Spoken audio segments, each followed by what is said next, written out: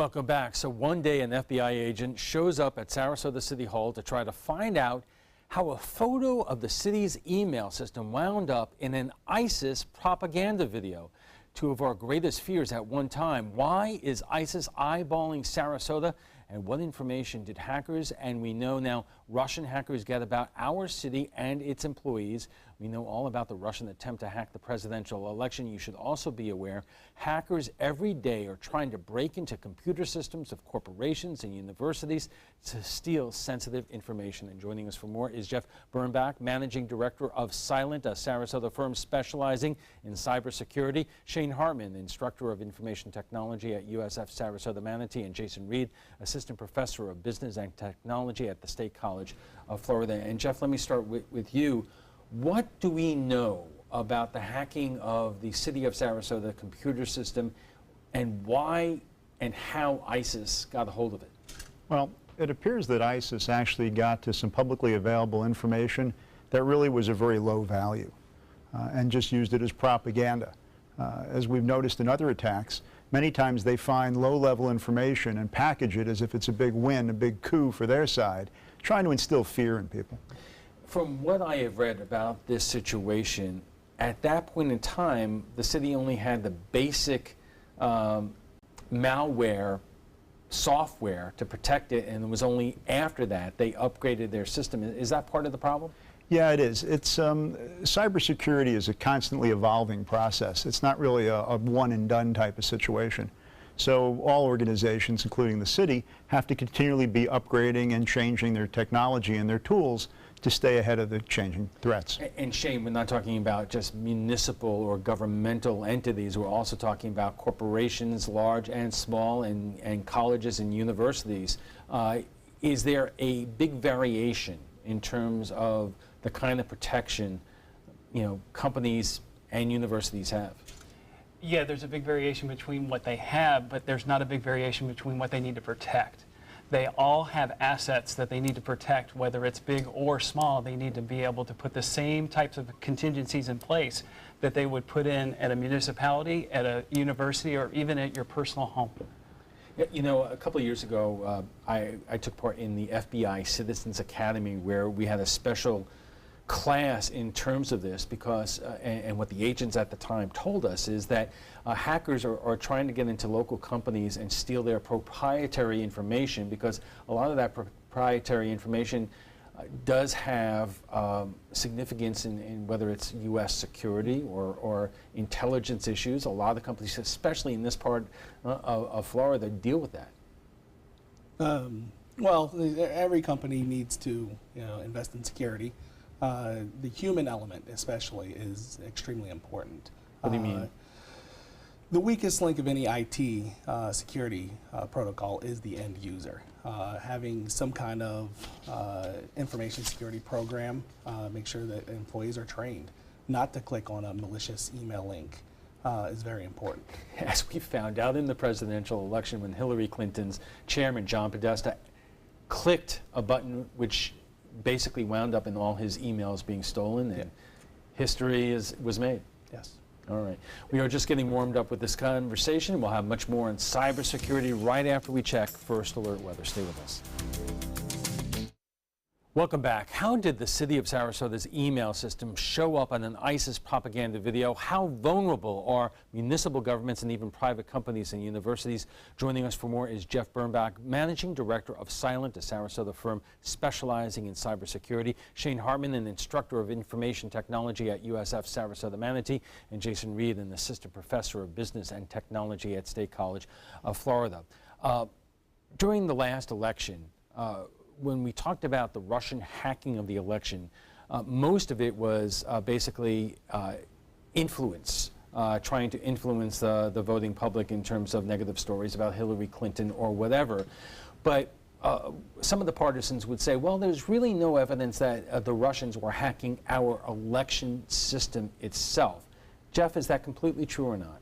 Well, we did some investigations elsewhere outside of the state of Florida this past year that impacted election database systems for various municipalities throughout the country. Where? Ohio primarily, some other states in that region. And what we saw was that there was nothing that would have been done that would have changed the outcome of the election. But I think what it does is it destabilizes people's confidence in our electoral system. What exactly did they take, if anything? They managed to go ahead and access databases that would have pretty much all the information you could find in many places on yourself online publicly. Your party affiliation, your address, when you voted last, what elections you participated in, that type of thing. But certainly not who you voted for or anything like that. A lot of the talk that I have heard over the last several months is what the Russians were doing in the presidential election was almost a probe or a test of what can be done, and that we have to be really very careful that in the next election cycle or the next presidential election cycle, they may have the capability to do more than that. Is that a distinct possibility? Well, I think we saw in this last election that there were certain intrusions into various campaigns, and the ill-timed release of sensitive campaign information may have had a bearing on the outcome of some of those elections. Right, but it didn't actually change votes. It didn't change votes. And the question is, could that possibly happen next time? Based on what I've seen so far, I wouldn't expect it next time. It would, all the systems that I've seen so far are not contiguous, meaning every municipality in every state has different systems that they have in place. That makes them less vulnerable because they are not the same types of systems. However, in the future, if they were to kind of come together and coalesce as one type of simple system, yes, that could be a possibility. But for the next election, not likely. Now, in the last segment, we were talking about what happened with Hillary Clinton's campaign chairman, John Podesta. Correct me if I'm wrong. He mistakenly clicked on a phishing email which included his password and allowed the hackers to basically get access to all of his email. And as we were saying during the commercial break, there is really a word of warning there that, you know, they got emails from John Podesta that went back 5 or 6 years. That is part of the problem, and that's on us. That's very true. And the weakest link, once again, is always your end user. In this particular case, John ended up keeping a whole bunch of emails for several years. And once again, he clicked on a suspicious email that he shouldn't have clicked on. He should not have clicked on a link in a random email that compromised his account. But here's the reality. Most of us, and you all know who I'm talking about, sometimes use our email systems, whether it's your personal email or your company email, almost as a filing system. Now, people tend to keep way too much information in their mailboxes, and it creates a bigger vulnerability than really needs to exist. We recommend to people that if you have things you really want to keep, put them on an encrypted hard drive, external drive like a passport, something like that, unplug it from your computer and put it in your dresser. That way, if you should have an incident, ransomware, something like that, you've been able to protect and save the information that's critical to you, and you've also limited your liability if, in fact, someone should breach your system. Shane, how good is the government in terms of, I don't know if policing is the right word, but reaching out to corporate entities or even academic entities like colleges and universities and basically make the do's and don'ts in terms of cybersecurity really kind of clear? It's all over the place. There's no consistent message that comes from really anywhere, whether it be academia or whether it be from government or whatnot. And part of that issue is because the systems, technology, and everything changes at such a rapid rate. By the time you get a message out, that's no longer valid or applicable to you. You might be talking about Windows 3.1 by the time you get something out, and that's 10 years past. So the people can, it's no longer applicable. So Jason, it is the responsibility of institutions like yours to make sure that their research is protected. How is that done? Well, it's done by segmenting your network, and once again having a good, comprehensive information security policy, and just training your end users in common sense strategies, not to click on malicious emails, not to willingly give up their username and password. Have strong passwords. A lot of your attacks and a lot of the breaches that you see are because of human error, not because of some technical prowess the end of the attackers. And Jeff, what are these hackers looking for? Not only put government information on the side when they try to hack into company emails of corporations or institutions of higher learning, research institutes. What's the game here? Well, it really depends. They're usually criminals of opportunity, if you will. They're looking to see what they can find, and different groups monetize their theft in different ways. Some groups are looking only to steal credit card information. Other groups are looking to steal only healthcare information. There are nation states that are actively probing large organizations, research facilities, trying to get what we call IP, intellectual property. So there's a number of different types of actors out there with different motivations. And as we discussed, there may not be one government agency that is helping corporations and universities and so forth protect this information, but what is the private industry doing in terms of trying to help companies and institutions like that?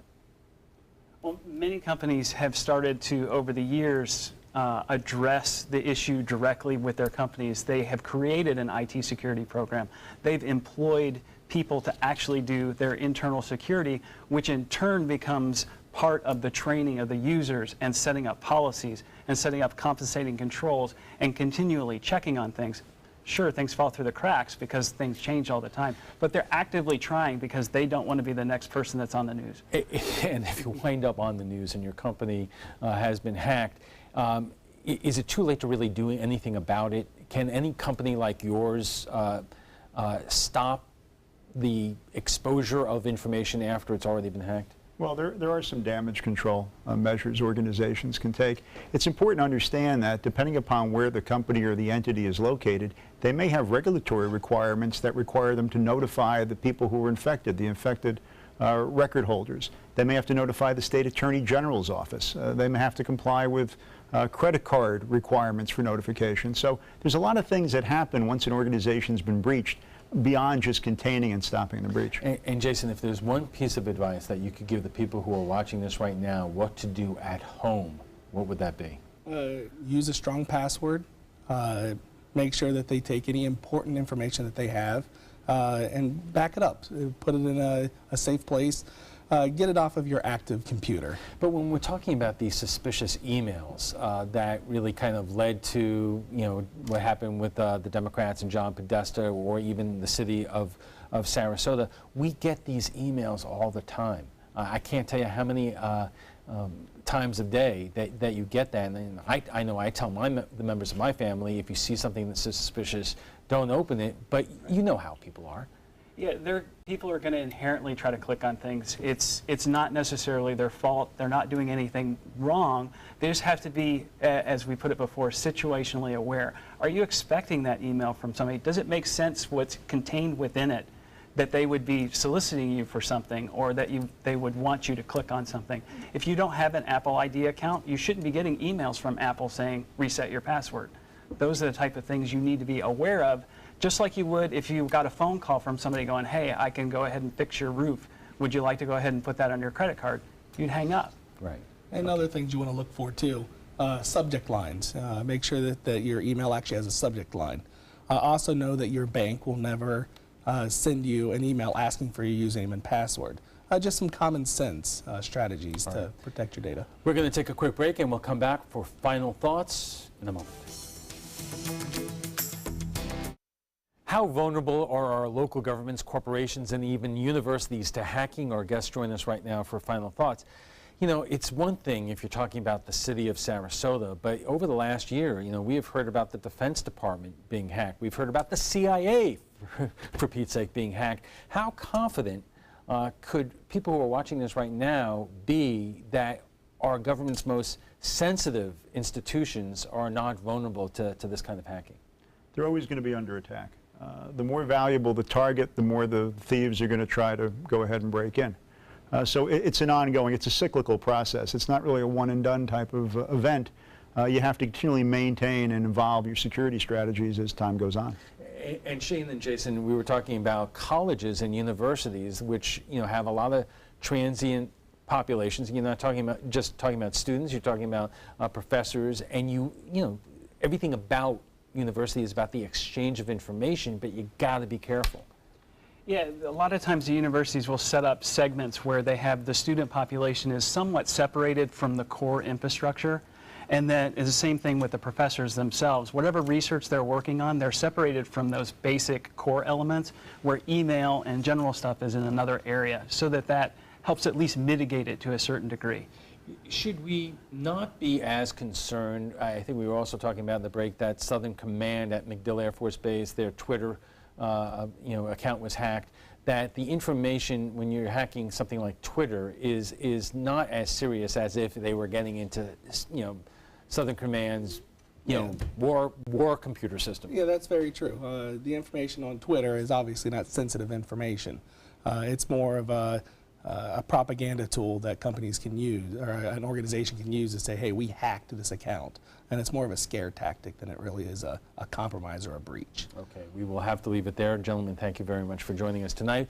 Before we go, we want to share with you what some of our viewers were saying about last night's topic. The whole nation was buzzing about the total solar eclipse that started on the west coast and made its way across to the east coast. Here on the sun coast, it was a partial eclipse, about 80%. It wasn't full, but we asked you if it lived up to all the hype and what your thoughts were. Carol says, my prayer is that one day all American citizens, regardless of race, ethnicity, political preferences, etc., will come together as we did yesterday as we viewed the eclipse and appreciate and enjoy this beautiful country God created. Aure says, it was overrated and hyped into the stratosphere. When expectations are too high, reality invariably disappoints. Jean liked the eclipse for a different reason. It got all the politics off the news. Loved it. Well, if you'd like to join the conversation about tonight's topic, just visit our Facebook page at facebook.com/news@7. And FYI, you can watch past discussions. They're on demand. They're available on Apple TV, Amazon Fire, and Roku. We want to thank all our guests for being here tonight. Jeff Birnbach is Managing Director of Silent, a Sarasota firm specializing in cybersecurity. Shane Hartman, Instructor of Information Technology at USF Sarasota Manatee, and Jason Reed, Assistant Professor of Business and Technology at State College of Florida.